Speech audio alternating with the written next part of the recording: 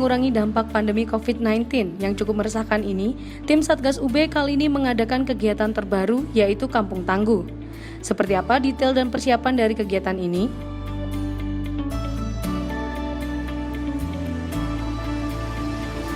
Saat ini kita memang mulai shifting ya, tidak lagi hanya intrasivitas. Karena kita lihat pergerakan untuk trekking dan sebagainya, mahasiswa juga sudah pulang ke daerahnya masing-masing. Jadi sekarang kita fokus untuk seperti pengadaan logistik ya, membantu APD tidak hanya ke rumah sakit tapi juga layanan primer seperti puskesmas. Dan itu tidak hanya di Kota Malang tapi juga di Kabupaten Malang dan Kota Batu. Dan beruntungnya kita bisa ini ya kerjasama dengan militer, jadi melalui bantuan militer juga membantu distribusinya. Terus selain itu kita juga masih memproduksi sendiri APD ya di UBTEK itu. Selain APD, kalau kita tahu hazmat yang cover all, juga ada face shield, terus ada lagi aerosol box. Jadi ini memang yang peralatan untuk perang di rumah sakitnya sih ya, sama box transportnya. Nah selain itu, kita juga mengembangkan beberapa teknologi yang berkaitan dengan sterilisasi, apalagi kita kan tahu ya seperti masker medis N95 itu susah banget kan ya diakses, dapatnya susah. Jadi juga dikembangkan bagaimana secara scientifically proven, jadi benar-benar ini nih bisa dipakai berapa kali gitu. Dan kita meyakinkan bahwa filtrasinya juga masih oke, nggak sampai dia berkurang drastis sehingga membahayakan yang menggunakan. Kita juga masih katakan PJ operasionalnya ya. Jadi ada 3 bidang yang dibawahin. Ada yang pelayanan kesehatan, di sini klinik UB masih berjalan ya, masih fungsional, dan juga RSUB. RSUB sedang dalam proses penyiapan untuk rujukan labnya. Lalu untuk yang pelayanan psikososial, kita juga melibatkan dari psikolog dan psikiatri. Dan juga dibantu oleh tim baru, tim komunikasi untuk penguatan sektor psikososial supportnya, dan juga untuk kita ada KIE, informasi edukasi atau promosi kesehatan. Nah, sekarang promosi kesehatan tidak hanya mencakup media sosial, tapi kita juga ingin menyasar segmen menengah ke bawah, yang artinya kita nggak bisa cuman ngomongin orang-orang yang akan mereka memang akses sosial media. Jadi kita mulai menyasar ke kampung-kampung. Nah ini tidak sendiri, jadi kita didampingi juga oleh tim dari advokasi untuk membantu advokasi kebijakannya sehingga kita bisa merangkul Pemdanya. Tapi kita juga bekerjasama dengan tim dari Pak Mangku sendiri di UPTEK, bagaimana akses lumbung pangan, bagaimana kita bisa, ya kita tahu sekarang prosesnya krisis ya. Artinya kita tidak seperti kehidupan biasanya. Arti lainnya lagi berarti nggak bisa kesehatan bicara sendiri karena mereka harus ada jaring pengaman sosialnya, paling nggak keamanannya terjamin, dan mereka meyakinkan diri bahwa mereka tidak akan kelaparan sehingga tidak perlu panik dan sebagainya. Baru setelah mereka merasa aman kita bisa masuk nih pelan-pelan edukasi, termasuk juga edukasi ini untuk mengurangi stigma-stigma yang beredar, sehingga beberapa programnya memang nggak usah kaget kalau ada simulasi bagaimana sih memandikan jenazah COVID gitu kan. Kita nggak ingin sih suatu hari nanti kita apa yang jadi di Ekuador hari ini jangan sampai jadi pada kita gitu ya. Jadi kita bisa lebih sigap.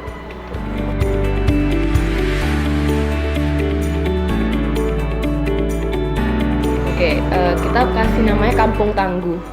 Jadi ini inginnya, mungkin selama ini ada ya sudah beredar ber-RT RW, tapi selama ini memang terpusat dari pusat ke daerah atau mungkin Jakarta, tapi Jakarta berbeda karakteristiknya dengan budaya di Jawa Timur, apalagi khususnya Malang gitu. Nah kita mungkin ambil segmen-segmen daerah-daerah yang memang bukan bukan ibu kota gitu kan, karakteristiknya berbeda. Jadi Kampung Tangguh itu memberikan bekal lebih ke kerelawanan dari warga-warga kampung sendiri untuk mereka bisa semacam empower lebih untuk kita kuatkan. Jadi kita memberikan beberapa pelatihan, terus kita memberikan mereka beberapa semacam misal mereka apa yang mereka sama tidak tahu, kita akan memberi tahu. Apa yang mereka tidak bisa, kita beri kewenangan untuk lebih bisa. Tapi tentu dengan koridor-koridor yang tertentu. Misal kita kan ada kader Pospindu ya untuk kesehatan. Tidak semua wilayah akan punya dokter, bidan, perawat. Nah, kita bisa mengolah setidaknya basic saja seperti pelatihan untuk tahu ini demam enggak, oke, keluhannya batuk ini, mereka bisa menapis itu aja dulu. syukur-syukur kalau mereka bisa ini ya, tensi dan sebagainya, tapi paling nggak basic itu mereka paham, sehingga mereka tidak cenderung takut, batuk dikit udah takut, karena kan batuk banyak sekali jenisnya. Kemudian dari warga sendiri biasanya kan tanggap ya terhadap orang yang meninggal, sudah ada kan panitianya siapa yang harus dihubungi gitu. Nah, orang-orang ini yang memang sudah punya jiwa kerelawanan kita latih, kita beri kapasitas baru bahwa pada saat jadi jenazah COVID seperti apa seharusnya. Tentu tidak hanya pengetahuan, juga kita dampingi dengan APD yang memadai.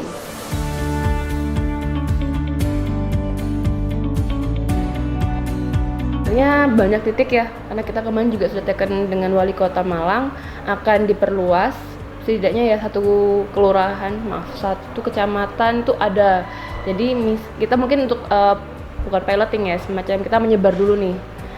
Yang pertama sudah jadi itu yang Kampung Cempluk, itu juga ini ya, kampung lingkar kampus, yang mereka juga sebenarnya powerful juga sebenarnya, bahkan kampungnya sudah ini ya update sekali dengan YouTube, TV kampung dan sebagainya. Jadi memang another level of kampung sih ya. Nah, bagusnya lagi mereka dukungan sosial dari para tokoh masyarakatnya, ketua RT RW-nya bagus.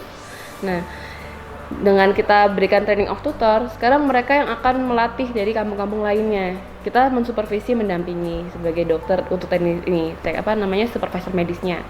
Nah, dari Kampung Cempluk kita berangkat ke Kampung Putih, samping Saiful Anwar itu ya.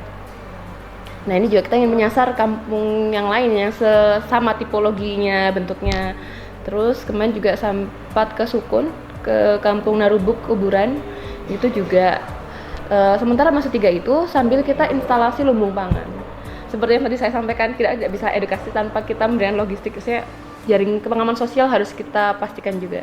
Meskipun mungkin untuk yang Kampung Cempluk anomali ya, karena mereka kebutuhan. Jadi mereka sudah tahu bahwa mereka butuh mengupgrade skill nih, bagaimana menghadapi COVID gitu kan. Nah, kalau kampung lain kan mungkin tidak sesiap itu, tapi pada titik lain kita juga bisa masuk melalui ya bantuan logistik, bantuan pengaman, baru edukasi itu sebagai salah satu unsur di dalamnya.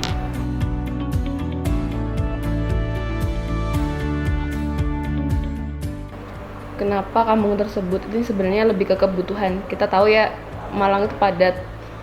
Kalau kita lihat karakteristik bahkan dulu di Wuhan itu juga padat, 11 juta warganya dalam satu wilayah seperti itu. Nah, apalagi kita tahu bahwa penyebarannya virus ini melalui droplet. Intinya kita harus jaga jarak gitu kan untuk menghentikan laju kontaminasinya. Tapi kalau kita lihat bagaimana sosial masyarakat kita yang sangat guyup ini ya, agak sulit gitu kan saking padatnya. Nah, yang jelas selain kita melihat alasan itu, kita juga melihat bagaimana kampungnya juga bersedia untuk kita bisa masuk. Karena mungkin yang awalnya menolak, kalau melihat dari sepak terjang kita pelan-pelan, nanti lama-lama mereka kan juga memikirkan bahwa oh ini loh manfaatnya. Jadi ya kita harus lihat juga bagaimana mereka bisa menerima kita dulu gitu. Jadi yang mengerjakan secara sosialnya juga, tokoh masyarakatnya bisa diajak juga. Nah, itu salah satu nilai plusnya. Sambil kita jalan pelan-pelan ke ke wilayah lain, kampung lain yang mungkin memang penuh tantangan. Gitu.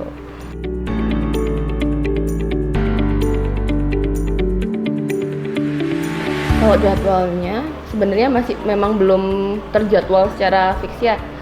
Tapi kita biasanya berdasarkan mereka kapan juga, karena kan mereka beberapa masih kerja. Lalu mungkin biasanya di grup kita sudah ada koordinasi. Kalau kita sudah masuk instalasi ini, kita pelatihan ini seperti apa sudah ada. Nah, kita juga sedang berinovasi untuk edukasi pendampingan melalui grup WhatsApp. Cuman memang ini bariernya luar biasa ya, karena kita terbiasa edukasi itu harus tatap muka. Nah ini karena kita sama-sama sedang mencoba, seluruh dunia juga masih bingung ya bagaimana polanya untuk bisa tetap muka itu efektif. Jadi ini sambil saya pelajari lagi sih seperti apa. Cuman saya tidak sendiri, untungnya dapat bantuan juga dari para relawan. Kemudian dari tim penguatan komunikasi dari FISIP, dari orang komunikasi, psikologi. Jadi aspek yang dikeluhkan masyarakat tuh jarang tentang kesehatan, kecuali memang benar lagi sakit ya. Seringkali justru tentang stresnya, tentang bingung ini harus gimana makannya. Jadi hal yang berkaitan psikososial support tuh yang jadi kendala. Jadi mungkin kita akan pendampingannya sebenarnya tidak masuk lewat kesehatannya dulu, tapi lewat psikososialnya dulu.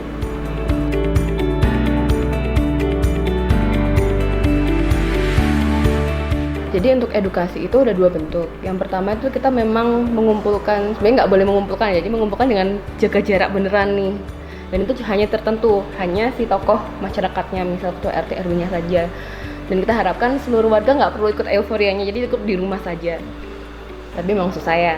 Nah, akhirnya kan tidak masuk nih, maksudnya ke warga-warga. Sehingga kita memberikan safety net-nya, jaring pengamannya adalah dengan memasuki grup-grup warga. Dengan cara apa? Jadi kita kontak dulu, kita jalin komunikasi dulu, lalu kita berikan edukasi.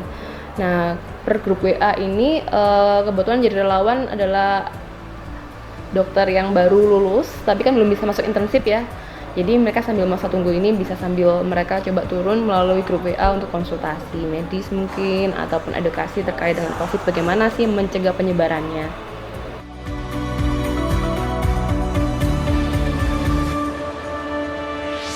Kita kan sebenarnya di sini sivitas akademika ya Mbak. Kalau kami sendiri juga banyaknya dosen di sini berpikir bahwa kita kan tridharma, pendidikan, pengajaran, penelitian, dan pengabdian masyarakat. Jadi unsur netralitas pasti sih. Jadi kita di sini nggak ada keinginan untuk ngapa-ngapain karena tetap kan, maksudnya kembali pada tupoksi awal. Kita ingin masyarakat tuh sama-sama terbangun bahwa kita itu bukan universitas yang menara gading. Kita tuh akan turun ke masyarakat. Mungkin memang awalnya kita fokus pada intrasivitas dulu.